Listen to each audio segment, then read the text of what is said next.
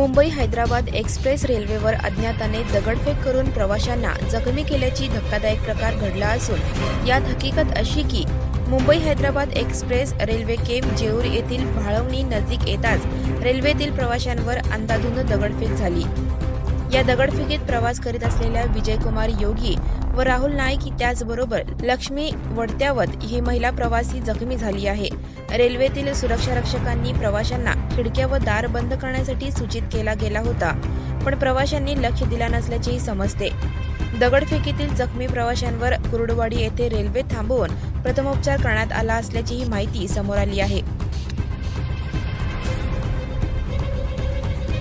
Subscribe now and press the bell icon. Never miss an update.